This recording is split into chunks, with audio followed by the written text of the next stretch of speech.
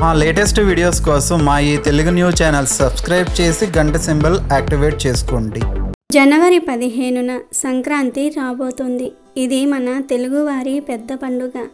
అయితే ఈ సంక్రాంతిలోపు శ్రీరామ దేవుని కథ వింటే చాలు అదృష్టం తలుపు తడుతుంది. అపర కుబేరులుగా మారిపోతారు. ఎంతో పుణ్యం చేసుకున్న వారే ఈ కథను వినగలుగుతారు. ఎన్నో జన్మల పుణ్యం ఉంటే తప్ప ఈ కథను వినలేరు.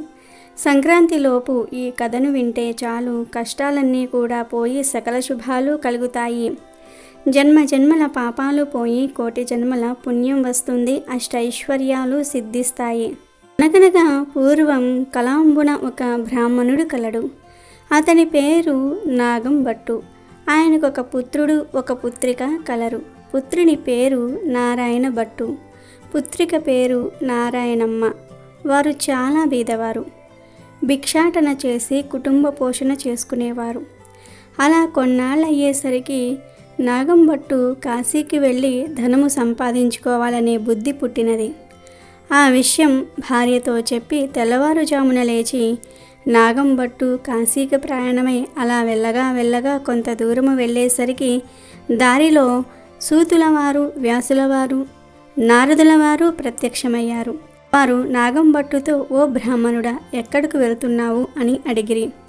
అప్పుడు నాగం భట్టు, అయ్యా, నేను కాశీకి ధనం సంపాదించుకున్నట్టుకు వెళ్ళుచున్నాను అని చెప్పాను.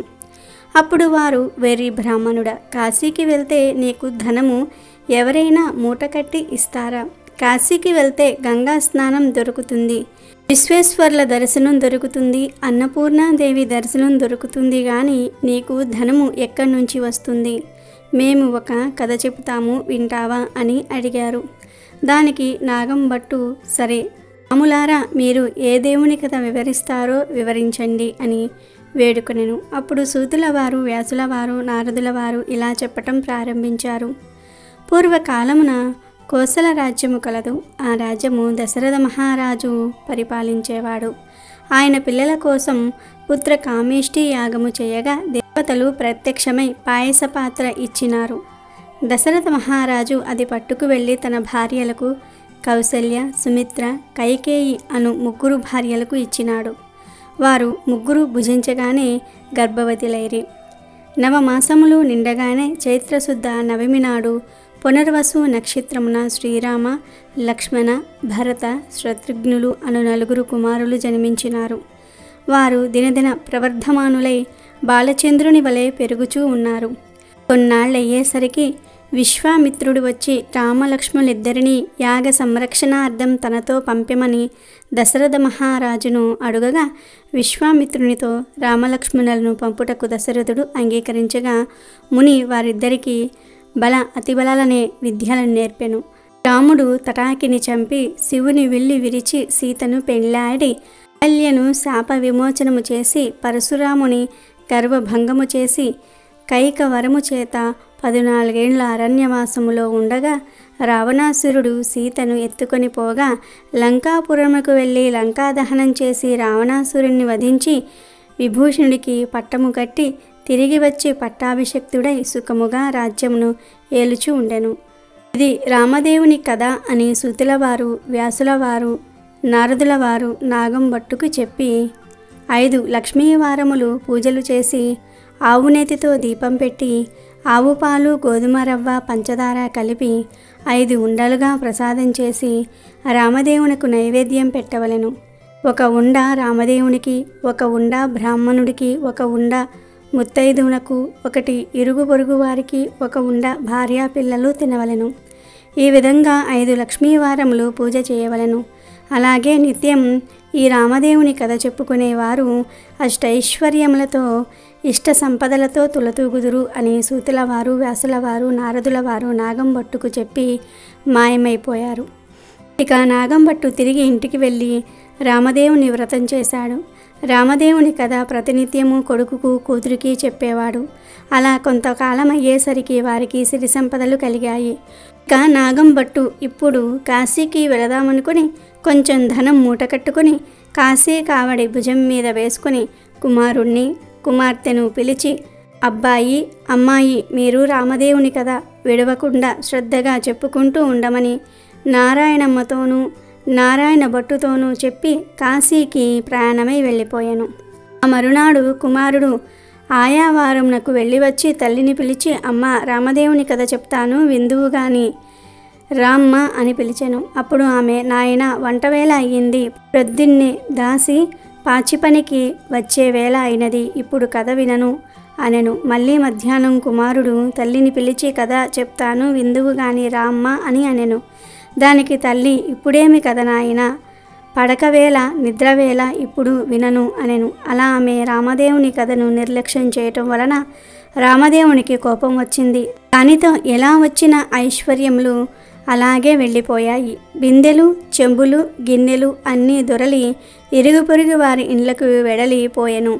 అంతకు ముందు నుంచి ముష్టి ఎత్తుకునే చిల్లు రాగి చెంబు కూడా దొర్లి వెడలిపోవచున్నది. అప్పుడు కూతురు అయినటువంటి నారాయణమ్మ ఇదంతా చూసి, అమ్మ ఆ చెంబైనా ఉంచమని కోరవే అమ్మ అని చెప్పగా, తల్లి అదైనా ఉంచు రామదేవుడా తండ్రి అని వేడగా ఆ చెంబు తప్ప మిగతావన్నీ వెడలిపోయినవి. వారి గుటిలో ఉన్న వెండి కంచము కూడా దొర్లిపోవచ్చు ఉండగా అప్పుడు ఆమె కంచము అంచు పట్టుకుని లాగినది. దానితో సగము అంచు విరిగి సగము అంచు పొరుగువారికి వెడలిపోయినది. మరునాటి ఉదయమున తల్లి వారింటికి నిప్పు కొరకు వెళ్ళి వారింటిలోనున్న కంచము అంచు మాదే అన్నది. అప్పుడు వారు, మీ కంచము అంచు మా ఇంటికి ఎలా వచ్చిందమ్మా? మేము మీ ఇంటికి వచ్చినామా, మీరు మా ఇంటికి వచ్చినారా, కాబట్టి ఆ కంచము మాదే అన్నారు. అలా కాదు, మా ఇంటిలో కూడా కంచము అంచు ఉన్నది, పట్టుకుని వస్తానని 2 దగ్గర పెట్టి చూడగా 2 అతుక్కుపోయెను. అప్పుడు ఆ పొరుగింటి వారు ఈ కంచము మాది అని తీసుకున్నారు. ఇక ఆ తల్లి చేసేదేమీ లేక సిగ్గుపడి లజ్జపడి ఇంటికి వచ్చినది. అప్పుడు కుమారుడు చూసి, ఏమన్నారమ్మా అని అడుగగా, కంచం మాదే అని వారే పుచ్చుకున్నారని చెప్పెను. అప్పుడు కుమారుడు, ఇప్పుడైనా రామదేవుని కథను చెప్తాను వింటావా అమ్మా అని అడిగెను.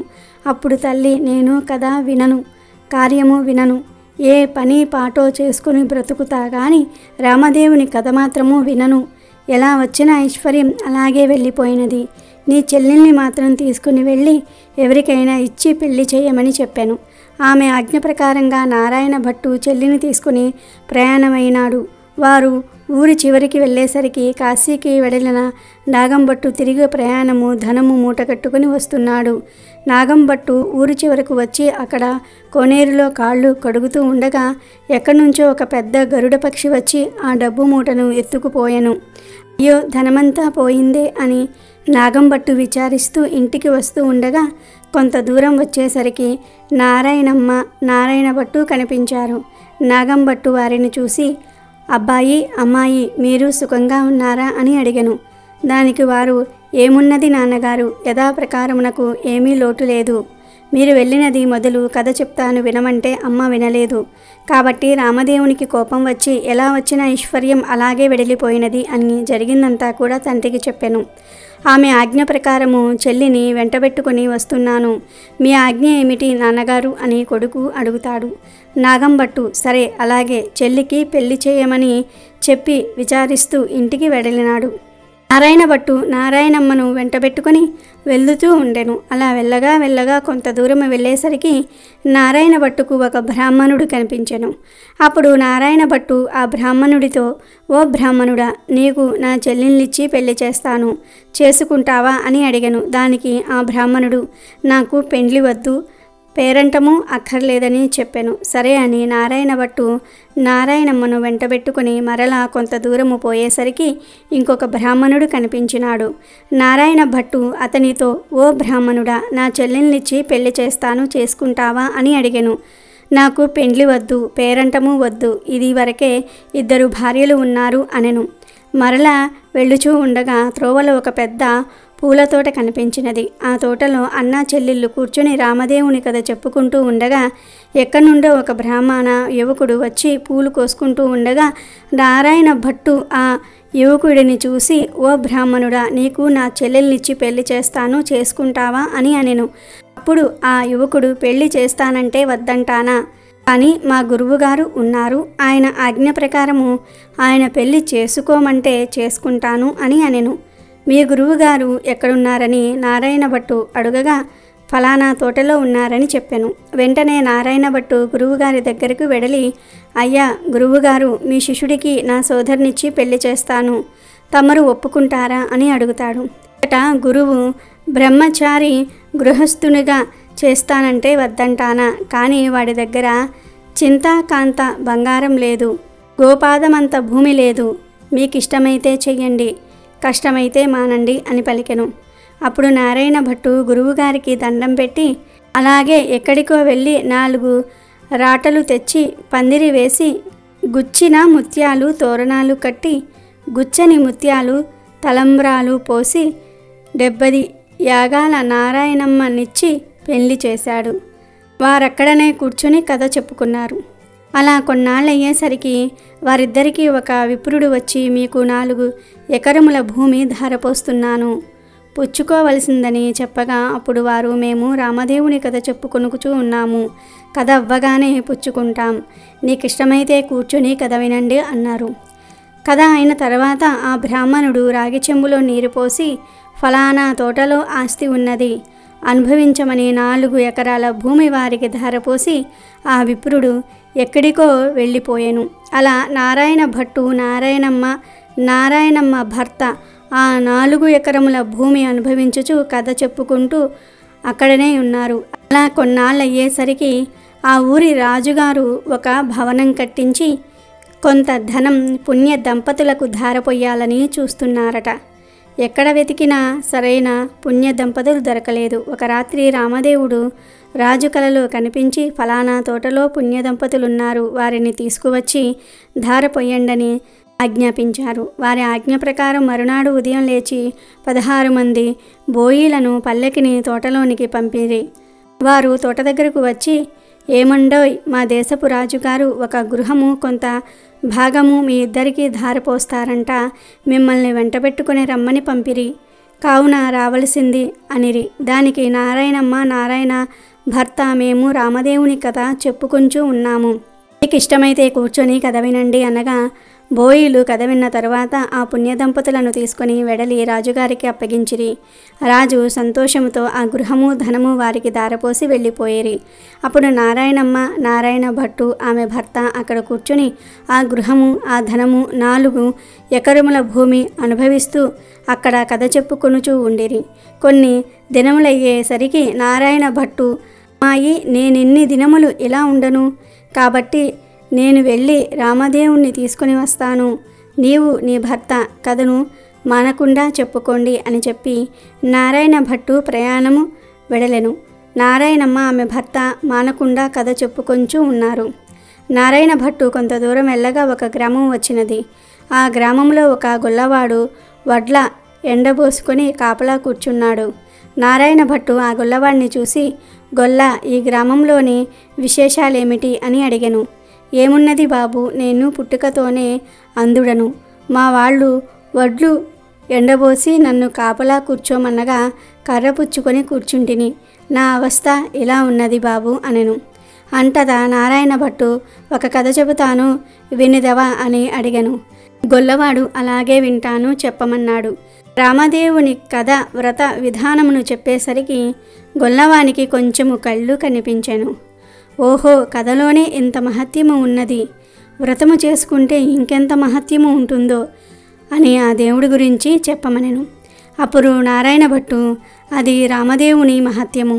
5 లక్ష్మీ వారములు పూజ చేసి ఆవునేతితో దీపం పెట్టవలెను. ప్రసాదము 5 ఉండలు చేసి రామదేవునికి నివేదించి ముత్తైదువులకు, బ్రాహ్మణులకు, ఇరుగు పొరుగు వారికి ఇచ్చి భార్యా పిల్లలు తినవలెను అని గొల్లవాడికి చెప్పి వెడలిపోయాను. అలా నారాయణ భట్టు తిరిగి కొంత దూరము వెళ్ళేసరికి ఒక రాజు విచారిస్తూ ఉండెను.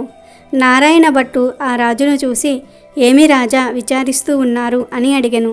దానికి ఆ రాజు, నారాయణ, నా భార్యా బిడ్డలు పరారైనారు, నా రాజ్యము పరాయి రాజులు తీసుకునిరి, నా అవస్థ ఇలా ఉన్నది బాబు అని చెప్పెను. అప్పుడు నారాయణ భట్టు, నేను ఒక కథ చెబుతాను వింటారా అని అనెను. రాజు, అలాగే వింటాను, చెప్పవలసింది మహానుభావ అనెను. ఇక నారాయణ భట్టు రామదేవుని కథ అంతా కూడా రాజుకు చెప్పి వ్రత విధానమంతా కూడా వివరించెను. ఆ రాజుగారు వ్రతం చేసుకొనగా పరారైన భార్యాబిడ్డలు, పరాయి రాజు తీసుకున్న రాజ్యము తిరిగి ప్రాప్తించెను. అప్పుడు రాజు సంతోషంతో నారాయణ భట్టుని చూసి, ఏమండి మహానుభావ, మీరు ఏ దేవుడో చెప్పవలసినది, మిమ్మల్ని పూజ చేసుకుంటాము అని అడిగారు. అప్పుడు నారాయణ భట్టు, నేను ఏ దేవుడనూ కాను, ఇది రామదేవుని కథ మహత్యము. మీరు 5 లక్ష్మీవారములు 5 ఆదివారములు పూజ చేయమని చెప్పి వ్రత విధానమంతా కూడా చెప్పి మరలా కొంత దూరం వెళ్ళగా ఓ స్త్రీ విచారిస్తూ కూర్చున్నది. ఆ స్త్రీని చూసి నారాయణ భట్టు, ఎందుకు విచారిస్తూ ఉన్నావు తల్లి అని అడిగెను. అప్పుడు ఆమె, ఏముంది బాబు, చిన్నతనంలోనే పెళ్ళి అయింది. నా భర్త దేశాంతరం వెడిలినాడు. నా తల్లిదండ్రి అత్తమామలు కొన్నాళ్ళు చూసి, ఎన్నాళ్ళు నిన్ను ఇలా చూస్తాము అని వదిలివేశారు. కాబట్టి నా అవస్థ ఇలాగున్నది బాబు అని చెప్పినది. అప్పుడు నారాయణ భట్టు, నేనొక కథ చెప్తాను, వింటావా అమ్మా అనెను. అలాగే వింటాను బాబు, చెప్పమన్నది ఆ స్త్రీ. దాంతో నారాయణ భట్టు ఆ స్త్రీకి రామదేవుని కథంతా కూడా చెప్పి వ్రత విధానమంతా కూడా చెప్పేసరికి దేశాంతరము వెళ్ళిన ఆమె భర్త తిరిగి వచ్చాడు. తల్లిదండ్రి అత్తమామలు వచ్చారు. ఆమె సంతోషించి నారాయణ భట్టును చూసి, ఏమండి మహానుభావ, మీరు ఏ దైవమో చెప్పండి, మిమ్ములను మేము పూజ చేసుకుంటాము చెప్పమని అడిగాను. అప్పుడు నారాయణ భట్టు, ఇదంతా రామదేవుని కథ మహత్యము. 5 లక్ష్మీవారములు 5 ఆదివారములు మానకుండా పూజ చేయమని కథ విధానమంతా కూడా చెప్పి కొంత దూరము వెళ్ళేసరికి ఒక గ్రామం వచ్చినది. నారాయణ భట్టు ఆ గ్రామంలో ఒక ఇల్లాలి ఇంటికి వెళ్ళి, అమ్మ పూజ చేసుకుంటాను, కొంచెం ఇల్లు ఇస్తావా అని అడిగాను. అప్పుడు ఆ ఇల్లాలు, మా ఇంటిలో మడి ఆచారం గనుక కుదరదు, ఇల్లు లేదు, వెడలిపోండి అని అన్నది. అప్పుడు నారాయణ భట్టు, కోనేరైనా సరే చూపించి తల్లి అని అడిగాను. దానికి ఆ ఇల్లాలు, తూర్పు దిశ ఈశాన్య మూలగా ఒక కోనేరు ఉన్నది, వెళ్ళమని చెప్పాను. అప్పుడు ఆ కోనేరు దగ్గరకు వెడలి స్నానము చేసి మడిబట్ట ఆరవేసుకొని ఇల్లు ఇవ్వనన్న ఇల్లాలి అరుగు వద్దకు వచ్చి తూర్పు దిశ ఈశాన్య మూలగా ఒక పుచ్చు పీటకు పసుపు రాసి బొట్టు పెట్టి దాని మీద రామదేవుని పటము పెట్టి కథ చదువుకొనుచూ ఉన్నాడు. అంతలో ఆ ఇల్లాలు యువతలకు వచ్చి చూడగా నారాయణ భట్టు ఆమెకు తాంబూలము దక్షిణ ప్రసాదం ఇచ్చాడు. ఆమె తాంబూలం పుచ్చుకొని లోపలికి వెడలిపోయాను. నారాయణ భట్టు కథ చదువుకొని అక్షింతలు తల మీద వేసుకొని ఇంటి మీద వేసి వెళ్ళిపోయాను. అతడు ఇలా వెళ్ళగానే ఆ ఇల్లు ఇంద్రభవనమైనది. ఇది చూసిన ఇల్లాలు ఆశ్చర్యపోయింది.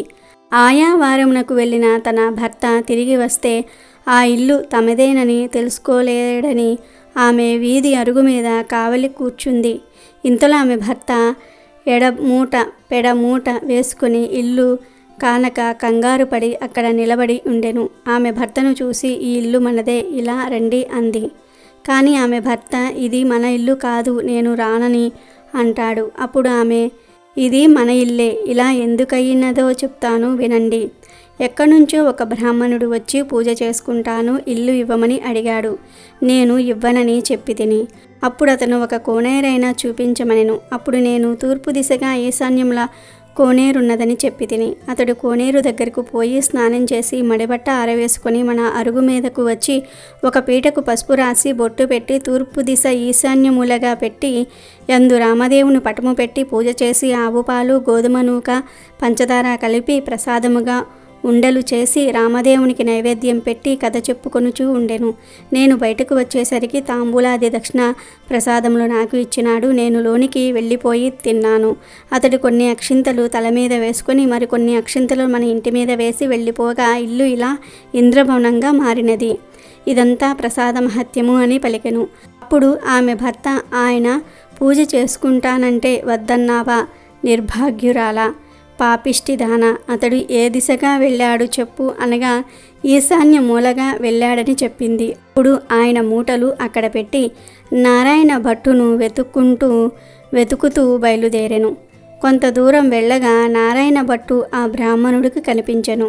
అప్పుడు ఆ బ్రాహ్మణుడు, ఏమండోయ్ మహానుభావ, మీరు మా ఇంటికి రావాల్సింది, మేము పూజించుకుంటాము అనెను. అప్పుడు నారాయణ భట్టు, మీ ఇంటికి ఇప్పుడు రాను, రామదేవుని వెతుకుటకు వెళ్ళుచూ ఉన్నాను అనెను. అప్పుడు ఆ బ్రాహ్మణుడు, అలా కాదు మహానుభావ, మీరు మా ఇంటికి వచ్చి పూజ చేసుకుంటానంటే మా భార్య ఇల్లు ఇవ్వనన్నది కాబట్టి మాదే తప్పు.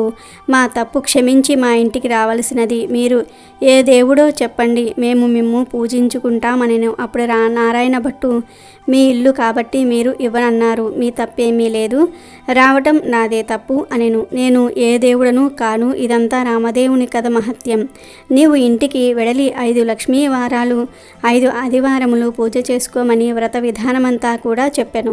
రామదేవుని వెతుక్కొని తిరిగి వచ్చేటప్పుడు మీ ఇంటికి వస్తాను అని చెప్పి వెళ్ళిపోయాను. అప్పుడు ఆ బ్రాహ్మణుడు తిరిగి ఇంటికి వచ్చి, కథలోనే ఇంత మహత్యం ఉంది, వ్రతం చేసుకుంటే ఇంకెంత మహత్యం ఉంటుందోనని పూజ చేసుకొని కథ చెప్పుకొని అష్టైశ్వర్యములను పొంది అష్ట సంపదలతో తులతూగుతూ ఉన్నారు.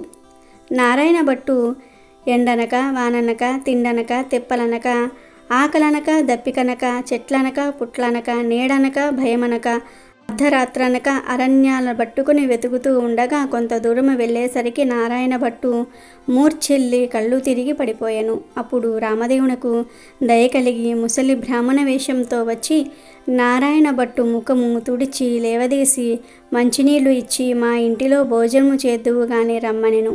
అప్పుడు నారాయణ భట్టు, నేను భోజనం మాత్రం చేయను, నేను రామదేవుని వెతుకుటకు వెళ్ళుచూ ఉన్నాను, ఒక కోనేరు చూపించండి చాలు, స్నానం చేస్తానన్నాడు. అప్పుడు ఆ ముసలి బ్రాహ్మణుడు తూర్పు దిశ ఈశాన్య మూల ఒక కోనేరున్నది, వెళ్ళమన్నాడు. నారాయణ భట్టు ఆ కోనేరు వద్దకు వెళ్ళి స్నానం చేసి పైకి వచ్చేసరికి అక్కడ ఇంద్రభవనంలా మారిపోయెను. లోపలికి వచ్చేసరికి సీతమ్మ వారు ఒక బ్రాహ్మణ స్త్రీ రూపంలో వెండి కంచాలు, వెండి పీటలు, పైడి కంచాలు కనిపించినవి. అప్పుడు నారాయణ భట్టుకు రామదేవుడు సీతమ్మ వృద్ధ బ్రాహ్మణ దంపతుల రూపంలో ఎదురయ్యి మా ఇంటిలో భోజనం చేద్దురు గాని రమ్మన్నారు. అప్పుడు నారాయణ భట్టు, నేను భోజనం మాత్రం చేయను, రామదేవుని వెతుకుటకు వెళ్ళుచున్నాను అన్నాడు. అప్పుడు బ్రాహ్మణుడు, నేనే రామదేవుణ్ణి అని చెప్పాను. దానికి నారాయణ భట్టు, అయితే కావచ్చును మహానుభావ, నాకు నీ దర్శనం కావాలి అని చెప్పగా అప్పుడు పులి చర్మంతో, రుద్రాక్షలతో, విభూది రేఖలతో, నడుమున నాగాభరణంతో, శిరస్సున గంగతో, పక్కన పార్వతీదేవితో, త్రిశూలం త్రినేత్రముతో నందివాహనుడై ఈశ్వరుడు ప్రత్యక్షమైనాడు. అప్పుడు నారాయణ భట్టు శంకరుణ్ణి స్తోత్రము చేసెను. తర్వాత నారాయణ భట్టు విష్ణుమూర్తి కూడా ప్రత్యక్షం కావాలనని కోరెను. అప్పుడు విష్ణుమూర్తి వృక్షస్థలంబున వన మూలికతో మురుగు తీగ వంటి లక్ష్మీదేవితో శంఖ చక్ర గదాధరుడై నెమలి పింఛము ధరించి ప్రత్యక్షమైనాడు. అప్పుడు హరిని కూడా నారాయణ భట్టు స్తోత్రము చేసెను. తర్వాత నారాయణ భట్టు రామదేవుడు ప్రత్యక్షమవ్వాలనెను. అప్పుడు హనుమ, సీతారామ, లక్ష్మణ, భరత, శత్రుఘ్నులు సపరివార సహితముగా శ్రీరామచంద్రుడు ప్రత్యక్షమైనాడు. అప్పుడు రామదేవుడు నారాయణ భట్టుతో, ఇప్పుడైనా సరే భోజనం చేస్తావా అని అడిగెను. దానికి నారాయణ భట్టు, అలాగే చేస్తాను గాని భోజనమైన తర్వాత నాతో వస్తానని అభయమిస్తేనే భోజనం చేస్తానన్నాడు. అప్పుడా సీతమ్మ తల్లి 4 కూరలు, నవకాయ పిండి వంటలతో పంచభక్ష పరమాన్నాలు వండి పిండి కంచాలు, పైడి పీటలు వేసి వారి బంధు కోటి పరివార సహితముగా నారాయణ భట్టుకు సీతమ్మ తల్లి భోజనం పెట్టెను. అందరూ భోజనాలు చేసి లేచి కర్పూర తాంబూలము వేసుకున్న తర్వాత నారాయణ భట్టు రామునితో, నాతో వస్తానని అభయహస్తమిచ్చావు కావున మా ఇంటికి నాతో రావలసినదని కోరెను. అప్పుడు ముందు నారాయణ భట్టు వెనుక రామదేవుడు బయలుదేరి వెళ్తూ ఉన్నారు. అలా కొంత దూరం వెడిలి నారాయణ భట్టు వెనుకకు తిరిగి చూశాను. అప్పుడు ఆ రామదేవుడు కనిపించలేదు. అంతటా నారాయణ భట్టు ముఖము తిరిగి మూర్ఛ వచ్చి నేల మీద పడిపోయాను. అప్పుడు రామదేవునకు దయ కలిగి నారాయణ భట్టు ముఖము తుడిచి లేవదీసి మంచినీళ్లు ఇచ్చి, ఏమి ఇలాగున పడిపోయావు, నాతో నడవలేని వాడవు, నన్ను ఎందుకు రమ్మన్నావు అని అడిగెను. దేవా, నీ మహిమను బ్రహ్మాది దేవతలు, యోగీశ్వరులు, మునీశ్వరులు, తపస్సులు తెలుసుకోలేరు. మీ మహత్యము తెలుసుకొనుటకు నేనెంత వాడను, నా తప్పులు క్షమించి నాతో రావలసిందని రామదేవుణ్ణి నారాయణ భట్టు ప్రార్థించెను. అప్పుడు రామదేవుడు, అలాగే వస్తానని, నీవు వచ్చినప్పుడు ఎవరి ఇళ్లకు వెళ్ళినావో వారి ఇళ్లకు నన్ను కూడా నీ భుజాలపై ఎక్కించుకుని తీసుకువెళ్ళమనెను. అప్పుడు నారాయణ భట్టు రామదేవుణ్ణి భుజాలపై ఎక్కించుకుని కొంత దూరం వచ్చేసరికి ఇల్లు ఇవ్వనని చెప్పిన ఇల్లాలి ఇంటికి వచ్చిరి. అచ్చట ఆ ఇల్లాలు ఆమె భర్త కూర్చొని రామదేవుని కథ చెప్పుకుంటూ ఉన్నారు. రామదేవుడు వారి భక్తికి మెచ్చి వారికి అష్టైశ్వర్యములు ఆరోగ్యములు ఇచ్చి కాపాడి రక్షించను. మరికొంత దూరము వచ్చేసరికి స్త్రీ ఇల్లు కనిపించను. అచ్చట వచ్చేసరికి స్త్రీ ఆమె భర్త కూర్చుని కథ చెప్పుకొంచూ ఉన్నారు. వారికి అష్టైశ్వర్యములు ఆరోగ్యములు ఇచ్చి సిరి సంపదలు ఎడబాయకుండా ఇచ్చి వారిని రక్షించాడు రామదేవుడు. మరికొంత దూరము వచ్చేసరికి గొల్ల ఇల్లు వచ్చెను. ఆ రోజు ఆదివారము. నారాయణ భట్టు చెప్పిన మాదిరి పూజ చేసుకొని కథ చెప్పుకుంటూ ఉన్నారు ఆ గొల్లలు. రామదేవుడు వారిని మెచ్చి ఐశ్వర్యములు ఆరోగ్యములు ఇచ్చి సిరి సంపదలు ఎడవాయకుండా వారిని కాపాడి రక్షించేనారంట. ఇంకా కొంత దూరము వచ్చేసరికి చెల్లెలి ఇల్లొచ్చినది. అక్కడ వారు రామదేవుని కథ చెప్పుకొనుచు బంగారపు తూగుటు ఉయ్యాలలో ఊగుచూ ఉన్నారు. రామదేవుడు వారిని మెచ్చి ఆరోగ్యములు ఇచ్చి సిరి సంపదలు కాపాడి రక్షించినారట. అప్పుడు నారాయణమ్మ తమ ఇంటికి అన్నయ్య వచ్చాడని కాళ్ళు కడుక్కొనుటకు నీళ్లు ఇచ్చి దాహానికి మజ్జిగ ఇచ్చి మర్యాద చేసినది. అప్పుడు నారాయణ భట్టు, అమ్మాయి, నన్నిలా మర్యాద చేయనక్కర్లేదు. నేను రామదేవుణ్ణి తీసుకువచ్చుచుంటిని. నీవు నీ భర్త మా ఇంటికి రావలను. మనందరము పూజ చేసుకుందాము అని చెప్పాను. అప్పుడు ఆమె సంతోషంతో అలాగే వస్తాననెను. నారాయణమ్మ ఆమె భర్తతో నారాయణ భట్టు రామదేవునితో సహా వారందరూ కూడా బయలుదేరి వారి గ్రామము పొలిమేరకొచ్చేసరికి గ్రామంలోని వారు కొందరు చూసి పరుగున పోయి వారి తల్లిదండ్రులతో, ఏమండై, నాగంభట్టు గారు మీ అబ్బాయి, అమ్మాయి, అల్లుడు ఇంకా ఎవరెవరో బయలుదేరి వచ్చుచూ ఉన్నారని పరుగున వెడలి చెప్పిరి. అప్పుడు నారాయణ భట్టు తల్లిదండ్రులు పరుగున వచ్చి సంతోషంతో కుమారుణ్ణి కుమార్తెను కౌగిలించుకుపోయినారు. అప్పుడు నారాయణ భట్టు చూసి, అమ్మా, నన్ను ముట్టుకోవద్దు. ఇప్పుడు నేను రామదేవుణ్ణి తీసుకుని వస్తూ ఉన్నాను. మీరు మా ఇంటికి వెళ్ళి 4 మూలలు దులిపి నల్లగా అలికి తెల్లగా ముగ్గు పెట్టి చక్కగా పసుపు రాసి మామిడాకుల తోరణాలు కట్టి ఒక పీటకు పసుపు రాసి బొట్టు పెట్టి తూర్పు దిశ ఈశాన్య మూలగా ఉంచి రామదేవుని పటం పెట్టి గోధుమ నూక, పంచదార, ఆవు పాలు కలిపి ప్రసాదం 5 ఉండలు చేసి పూజకు అన్నీ కూడా సిద్ధం చేసి నాకు కబురు చేయండి. అప్పుడు నేను రామదేవుణ్ణి తీసుకుని వచ్చేదనని చెప్పాను. దాంతో నాగంభట్టు సంతోషమున ఇంటికి వచ్చి 4 మూలలా దులిపి అలికి ముగ్గులు పెట్టి పచ్చగా పసుపు రాసి మామిడాకులు తోరణాలు కట్టి 4 మూలల వెతకగా ఒక పుచ్చు పీట కనిపించింది. ఆ పీటకు పసుపు రాసి బొట్టు పెట్టి కుమారుడు చెప్పిన ప్రకారంగా సిద్ధపరిచాడు. నీవు రామదేవుణ్ణి తీసుకురమ్మని కుమారుడికి కబురు పంపెను. అప్పుడు నారాయణ భట్టు సంతోషంతో రామదేవుణ్ణి భుజాలపై ఎక్కించుకొని ఆ గ్రామం 4 వీధులు ఊరేగించి ఇంటికి తీసుకువచ్చి రామదేవునితో, తండ్రి, మా ఇంటిలో మీరు కుడి పాదము పెట్టవలెనని ప్రార్థించను. అప్పుడు రామదేవుడు వారి ఇంటిలో కుడి పాదము పెట్టేసరికి పెద్ద ఇంద్రభవనముగా మారిపోయినది. అప్పుడు నారాయణ భట్టు రామదేవునితో ఇలా అనెను, అపరాధిని కాబట్టి నాకు ఉన్న ఈ పుచ్చుపీటయే సింహాసనమును కొని దయుంచి తమరు కూర్చుండవలసినదిగా వినయంగా ప్రార్థించను. ఆ మాట విని రామదేవునకు జాలి కలిగి ఆ పీట మీద కూర్చుండేసరికి అది వజ్రాలు, వైఢూర్యాలు, కెంపులు, మాణిక్యములతో చేసిన బంగారపు సింహాసనంగా మారింది. అందు హనుమ, సీత, లక్ష్మణ, భరత, శత్రుఘ్నాది సపరివార సహితంగా శ్రీరామచంద్రమూర్తి తన ఇంటిలో ఆసీనులై వెలిసినారు. అప్పుడు రామదేవుని వ్రతం చేసుకుందాం అనేసరికి అంతలోనే ఎక్కడ నుండో ఒక బీద బ్రాహ్మణుడు వచ్చి, ఏమండోయ్ నాగంభట్టు గారు, మీ అబ్బాయికి మా అమ్మాయినిచ్చి పెళ్లి చేస్తాం, ఒప్పుకుంటారా అని అడుగగా, పెళ్లి చేస్తానంటే వద్దంటానా బాబు, అలాగే చేసుకుంటాము అనెను. నాగంభట్టు గారు పచ్చని పందిరులు వేయించి గుచ్చిన ముత్యాలు తోరణాలు కట్టి గుచ్చని ముత్యాలు తలంబ్రాలు పోసి 70 యాగాల నారాయణ భట్టు పెళ్లి చేసెను. నారాయణ భట్టు పెళ్ళైన తర్వాత భాగంభట్టు భార్య, నారాయణ భట్టు భార్య నారాయణమ్మ, ఆమె భర్త వారంతా రామదేవుని వ్రతం చేసి 5 లక్ష్మీవారములు 5 ఆదివారములు పూజ చేసి నైవేద్యం పెట్టి కథ మానకుండా చెప్పుకుంటూ ఉన్నారు. రామదేవుడు వారు భక్తికి మెచ్చి రక్షించినాడు. ఈ నోము ప్రపంచమంతా నోచిన వారందరూ కూడా అష్టైశ్వర్యవంతులై సుఖముగా నుండిరి. కాబట్టి సంక్రాంతిలోపు ఈ రామదేవుని కథ వింటే చాలు, అదృష్టం తలుపు తడుతుంది, అపర కుబేరులుగా మారిపోతారు.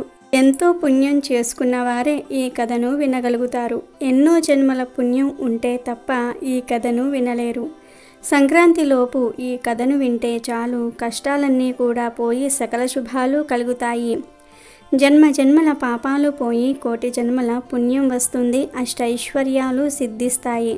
అమెజాన్లో బెస్ట్ డిస్కౌంట్స్ కోసం వీడియో డిస్క్రిప్షన్లో లింకు ఉంది, చూడండి. అలాగే మా టెలిగ్రామ్ ఛానల్ సబ్స్క్రైబ్ చేసుకోండి.